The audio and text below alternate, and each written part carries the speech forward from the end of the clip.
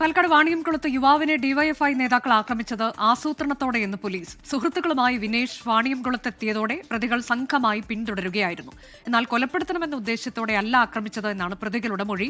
വിനേഷ് വെന്റിലേറ്ററിൽ തുടരുകയാണെന്നും അടുത്ത 48 മണിക്കൂർ നിർണായകമാണെന്നും ഡോക്ടർ ബിജു സി ജോസ് പറഞ്ഞു. സമീർ ബിൻ കരീം വിവരങ്ങളുമായി. സമീർ, ഈ ആരോഗ്യനില അത് അപകടനില തരണം ചെയ്തിട്ടില്ല എന്നതാണ് ഡോക്ടേഴ്സ് അറിയിക്കുന്നതല്ലേ? ഇതിൽ അന്വേഷണം എങ്ങനെയാണ്? മുഖ്യപ്രതി ഇപ്പോഴും ഒളിവിലാണോ? കൂടുതൽ വിവരങ്ങൾ.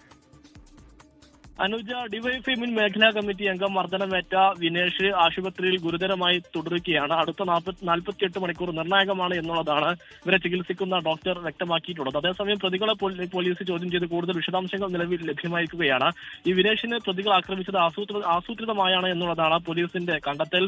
സുഹൃത്തുക്കളുമായി വിനേഷ് വാണിയംകുളത്തെ ഹോട്ടലിൽ എത്തിയതോടുകൂടി പുറത്തിറങ്ങുന്ന സമയത്ത് പ്രതികൾ സംഘം ചേർന്ന് ആദ്യം വിനേഷുമായി തർക്കത്തിലേർപ്പെടുകയും പിന്നീട് മർദ്ദിക്കുകയും ചെയ്തു എന്നുള്ളതാണ് പോലീസ് മനസ്സിലാക്കുന്നത്. സുഹൃത്തുക്കളെ മാറ്റി നിർത്തിയാണ് ഈ സംഘം മർദ്ദിച്ചതെന്നും പോലീസിന്റെ കണ്ടെത്തലുണ്ട്. സംഭവ സ്ഥലത്തു നിന്നും സുഹൃത്തുക്കൾക്കൊപ്പം ബൈക്കിൽ രക്ഷപ്പെട്ട വിനേഷിനെ ഡിവൈഎഫ്ഐ നേതാക്കൾ പിന്തുടർന്നു എന്നും ഇതുമായി ബന്ധപ്പെട്ട് നിലവിൽ വിവരം ലഭ്യമായിരിക്കുകയാണ്.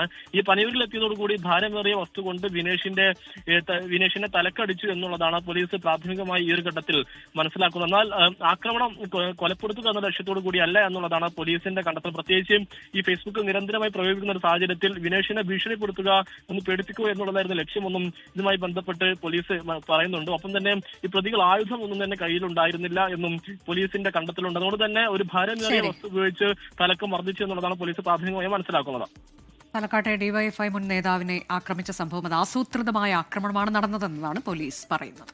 ലോകത്തെവിടെയായാലും ഏത് സമയത്തും 24 വാർത്തകളും ഓഗ്മെന്റഡ് റിയാലിറ്റി പാക്കേജുകളും എക്സ്പ്ലെയിനറുകളും വിശദമായി കാണാൻ ഞങ്ങളുടെ യൂട്യൂബ് ചാനൽ നിങ്ങൾക്ക് സബ്സ്ക്രൈബ് ചെയ്യാം.